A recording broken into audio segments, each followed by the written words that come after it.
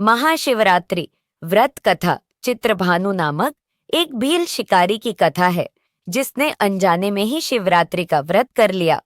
रात भर जगते हुए चित्रभानु ने अनजाने में ही महाशिवरात्रि पर शिव जी के ऊपर बेल के पत्ते अर्पित किए, जिसके पुण्य से वह शिवलोक में स्थान पा गया। महाशिवरात्रि व्रत कथा। प्राचीन काल में एक शिकारी जानवरों का शिकार करके अपने कुटुंब का पालन पोषण करता था। एक रोज वह जंगल में शिकार के लिए निकला, लेकिन दिन भर भाग दौड़ करने पर भी उसे कोई शिकार प्राप्त न हुआ। वह भूख प्यास से व्याकुल होने लगा। शिकार की बाट निहारता निहारता वह एक तालाब के किनारे बेल वृक्ष पर अपना पड़ाव बनाने लगा। बेल वृक्ष के नीचे शिवलिंग था जो बेल पत्रों से ढका हुआ था। शिकारी को इस बात का ज्ञात न था। पड़ाव बनाते बनाते उसने जो टहनियां तोड़ी वे संयोग से शिवलिंग पर जा गिरी। शिकार की राह देखता देखता वह बिल्व पेड़ से पत्ते तोड़ तोड़कर शिवलिंग पर अर्पित करता गया। दिन भर भूखे प्यासे शिकारी का व्रत भी हो गया और शिवलिंग पर बेलपत्र भी चढ़ गए। इस तरह वह अनजाने में किए गए पुण्य का भागी बन गया। रात्रि का एक पहर व्यतीत होने पर एक गर्भिणी मृगी तालाब पर पानी पीने आई। शिकारी ने धनुष पर तीर चढ़ाकर ज्यों ही प्रत्यंचा खींची, मृगी बोली, शिकारी मुझे मत मारो, मैं गर्भिणी हूं, शीघ्र ही प्रसव करूंगी। तुम एक साथ दो जीवों की हत्या करोगे जो ठीक नहीं है। मैं अपने बच्चे को जन्म देकर शीघ्र ही तुम्हारे पास वापस आ जाऊंगी, तब तुम मुझे मार लेना।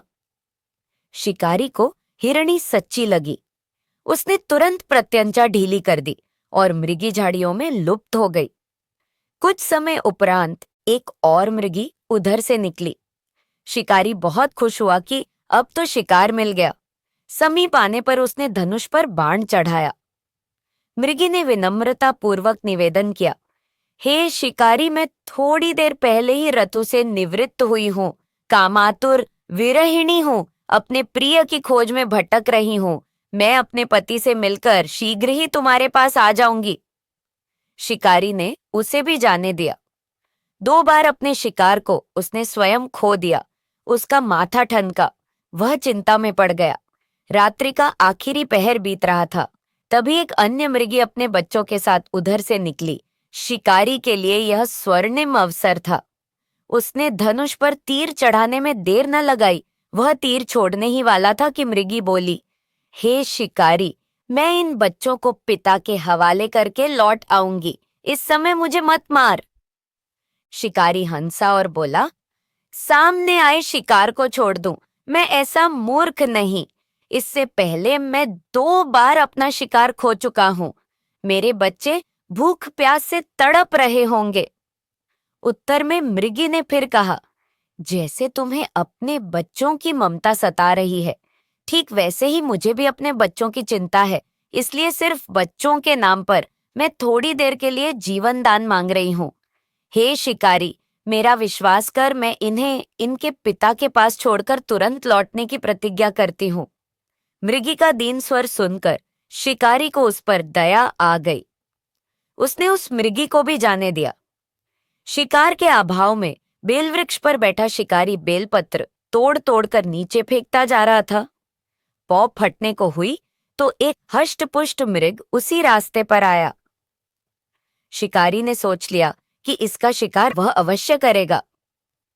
शिकारी की तनी प्रत्यंचा देखकर मृग विनीत स्वर में बोला, हे शिकारी भाई, यदि तुमने मुझसे पूर्व आने वाली 3 मृगियों तथा छोटे छोटे बच्चों को मार डाला है, तो मुझे भी मारने में विलंब न करो, ताकि उनके वियोग में मुझे क्षण भी दुख न सहना पड़े। मैं उन मृगियों का पति हूं। यदि तुमने उन्हें जीवन दान दिया है तो मुझे भी कुछ क्षण जीवन दान देने की कृपा करो। मैं उनसे मिलकर तुम्हारे सामने उपस्थित हो जाऊंगा। मृग की बात सुनते ही शिकारी के सामने पूरी रात का घटना चक्र घूम गया। उसने सारी कथा मृग को सुना दी। तब मृग ने कहा, मेरी 3 पत्नियां जिस प्रकार प्रतिज्ञाबद्ध होकर गई हैं, मेरी मृत्यु से अपने धर्म का पालन नहीं कर पाएंगी। अतः जैसे तुमने उन्हें विश्वास पात्र मानकर छोड़ा है, वैसे ही मुझे भी जाने दो। मैं उन सबके साथ तुम्हारे सामने शीघ्र ही उपस्थित होता हूँ। उपवास, रात्रि जागरण तथा शिवलिंग पर बेलपत्र चढ़ाने से शिकारी का हिंसक हृदय निर्मल हो गया था। उसमें भगवत शक्ति का वास हो गया था। धनुष तथा बाण उसके हाथ से सहज ही छूट गए। भगवान शिव की अनुकंपा से उसका हिंसक हृदय कारुणिक भावों से भर गया। वह अपने अतीत के कर्मों को याद करके पश्चाताप की ज्वाला में जलने लगा। थोड़ी ही देर बाद मृग सपरिवार शिकारी के समक्ष उपस्थित हो गया ताकि वह उनका शिकार कर सके, किंतु जंगली पशुओं की ऐसी सत्यता, सात्विकता एवं सामूहिक प्रेम भावना देखकर शिकारी को बड़ी ग्लानि हुई। उसके नेत्रों से आंसुओं की झड़ी लग गई। उस मृग परिवार को न मारकर शिकारी ने अपने कठोर हृदय को जीव हिंसा से हटा सदा के लिए कोमल एवं दयालु बना लिया। देवलोक से समस्त देव समाज भी इस घटना को देख रहा था। घटना की परिणति होते ही देवी देवताओं ने पुष्प वर्षा की। तब शिकारी तथा मृग परिवार मोक्ष को प्राप्त हुए।